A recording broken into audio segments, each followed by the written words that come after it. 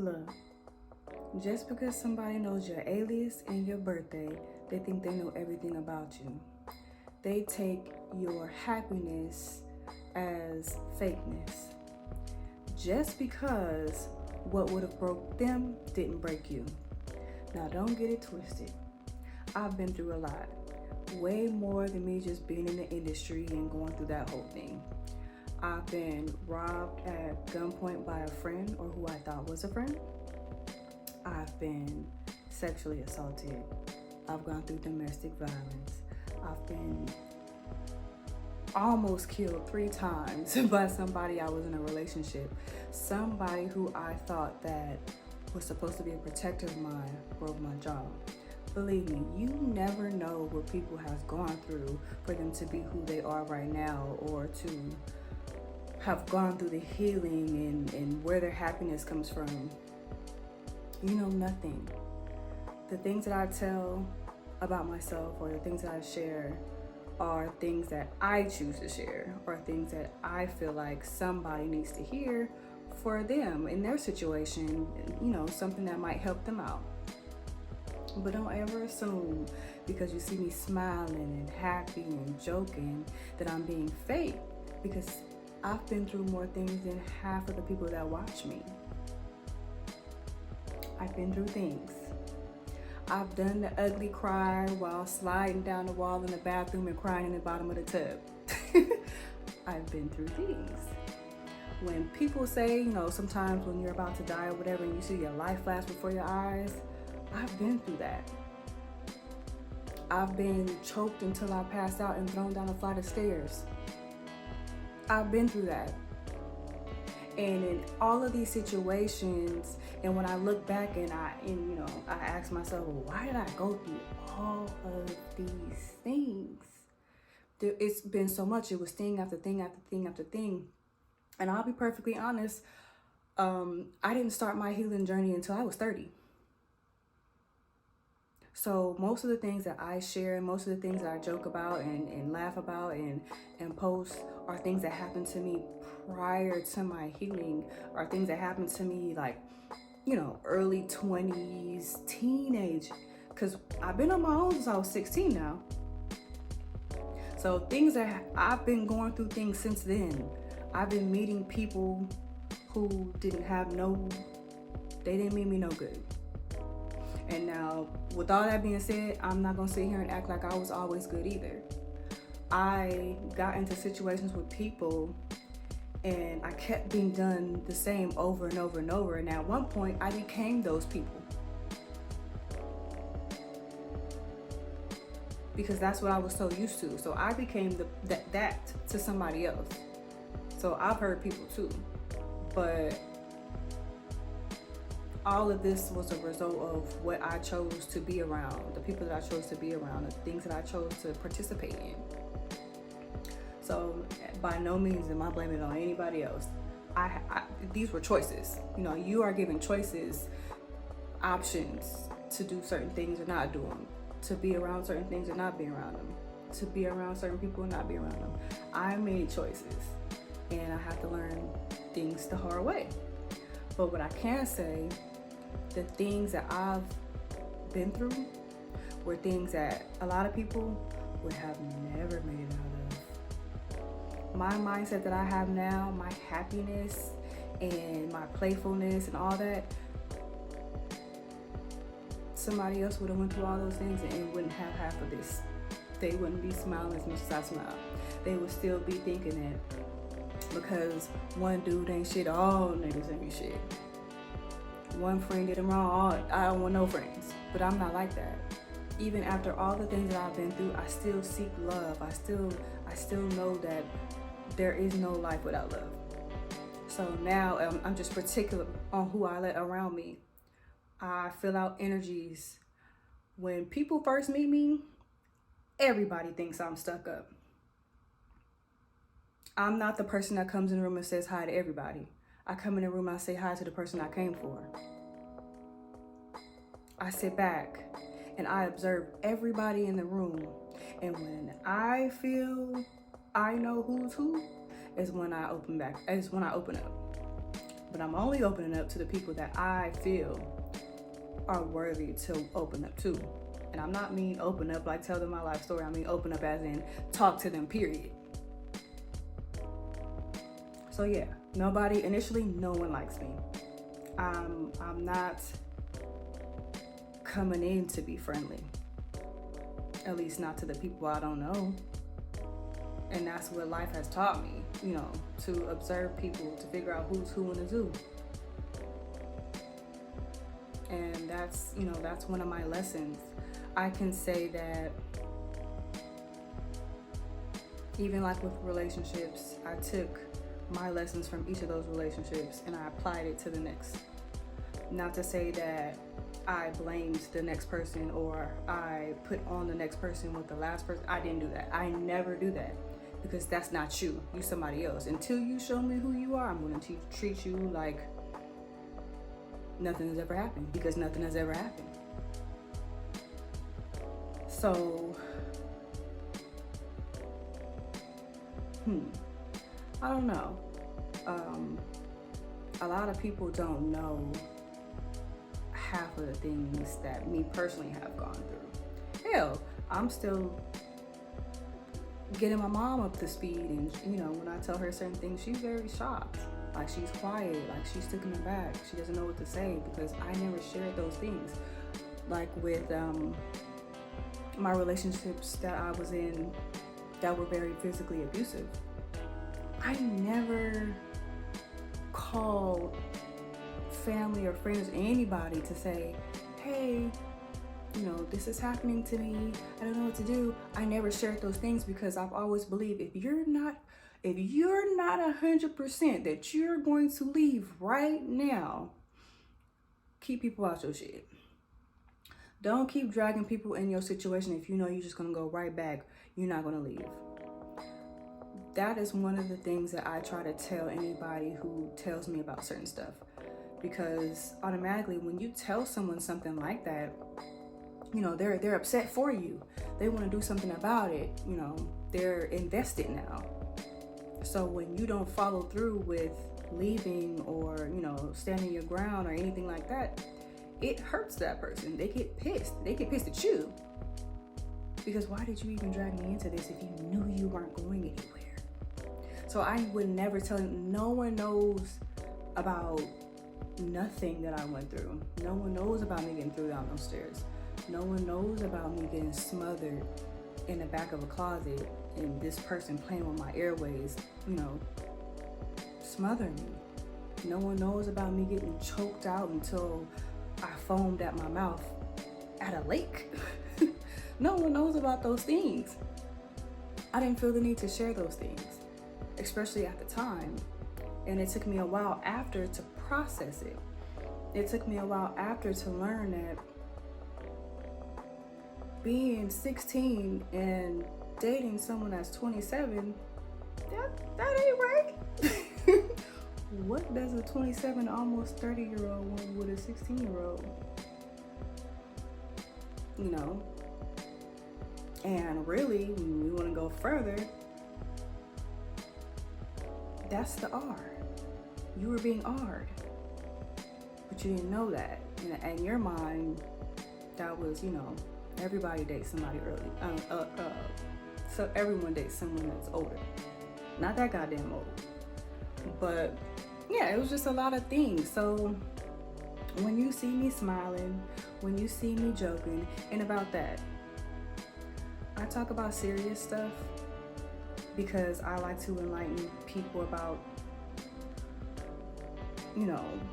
healing their traumas and going through things and how you can get out of it, and the things that I've learned about the things that I've been through. And maybe, if you've gone through something similar, maybe you can use some of the little bits and pieces of stuff that I say to help. But don't ever get it twisted. I'm silly. I love to laugh. I have dark humor, adult humor, all type of humor. I'm going to laugh. I'm going to make a joke. So don't think that I'm just going to be serious all the time. No, baby. I'm silly as hell. And I love to laugh. So if I'm telling a story, of course, I'm going to throw a little extra humor in there. Get over it. But back to what I was saying. Don't take don't get it twisted. My happiness and my joy and all this stuff is very genuine. I feel like I am very blessed to be here. I feel like I have overcome a lot. And you know how they say, what is that? God doesn't put on you more than you can handle, something like that. I've gone through a lot. Now, of course, he probably knew that I can handle all that. And if my strength was shown physically, I'd be buff as shit. Hella buff. Cause I've been through some shit. And I still find a way to smile. I still find a way to go. Like, I'm resilient as hell. My whole thing, what I've learned, some of the things that I've learned about what I've been through is to never let this situation be you. I will never wear my abuse. I will never wear it. Like, that's not me. That's not who I am.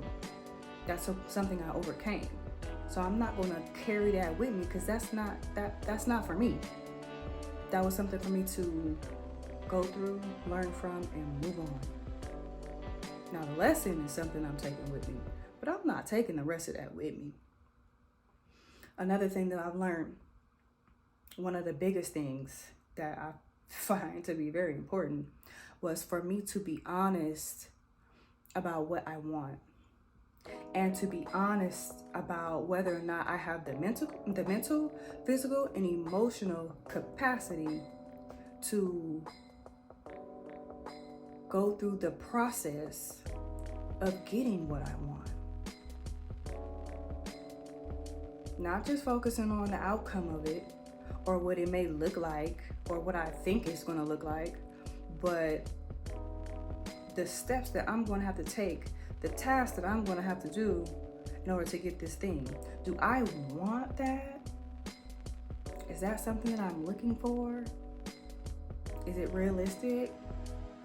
So being honest with myself about what I want, oh my God, it has been a major thing that I've learned that is very, very, very valuable to me. Another thing was that what one person does is theirs alone. Don't ever put on someone else what someone has done. Let someone show you who they are without you having some preconceived notion about them, or assuming, or whatever the case may be. Let them show you. And then once you start seeing it, then dip out. You don't owe nobody no. I don't know why people feel like they owe somebody an explanation of why they don't want to do. If I don't want to, then I'm not going to. I've seen all that I need to see. Another thing was to be patient. Specifically for me, patient in relationship and patient with myself in like getting tasks done or getting things like projects done. When it comes to relationships, I find that I often want to rush in, I meet you, I like you, we go together. What we need to date for? We dated, we talked, that's a date. Now we together. And I never took the time to get to know the person enough to even figure out if I like them as a person, or if we have similar values, similar goals, conflict resolution, communication skills. And then later on down the line, find out I really don't like this person, and now you've wasted this time with this person that you don't like because you're so busy rushing in. That's patience. And then with my tasks and my projects, I always wanted to jump to the end part. And what I've found recently is there's beauty in watching the growth of it. To see where you started and the building up until the end is a lot more beautiful to watch, instead of just jumping to the end.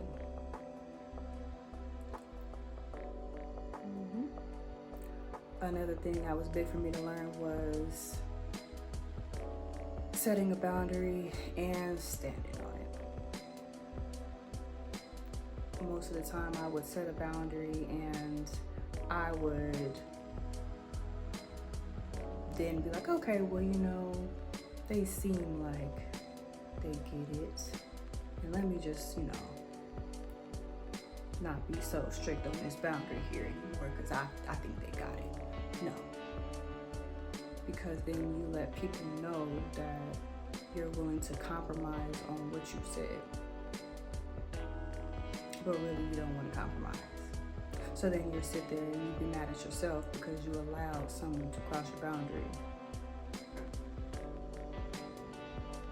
Yeah, I had to learn that. And now boundaries they strong. But it's necessary, and I feel like ever since I've started standing on my, you know, the boundaries that I've set, I've been a lot happier, and I don't get angry a lot anymore. I used to get angry because it was more so angry at myself for allowing it to happen. But now I don't experience that because I'm not holding any pent up aggression inside because of something that I let slide. Something else that I've learned was to trust my intuition and never second guess myself. If I feel it, that's what it is. And I've never been wrong. Ever been wrong. I've always been spot on. Now, I might be a little on the characters, but I'm always right. I'm always right. And I guess, I'm gonna take that back. I don't guess. I know that I used to allow someone to sway my mind away from what I knew was right. Because if I went fast forward with what I knew, that meant that person was going to be cut out.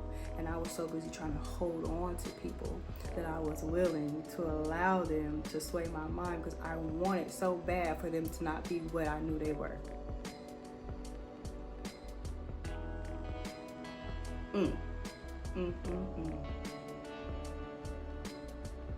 Those choices. I did it to myself. But now we know. Lessons learned. I can say healing for me has been interesting. Outside of my healing, in the midst of my healing, I discovered that I was on more than just a healing journey. I am now also on a spiritual journey, which has been very interesting. But I'm embracing it and I'm navigating it and I'm learning more and more about it. And I feel like it's making me stronger mentally and intuitively. But yes, I felt the need to share this because I don't ever want anyone to feel like they need to wear their life. You don't need to wear your life. Whatever it is that you went through, or however it went, or whenever it went, don't allow someone to make you feel like you can't be happy or your happy isn't real because they could have never gone through all that and be as happy as you. Be happy. wear your happiness, and fuck what anybody else got to say.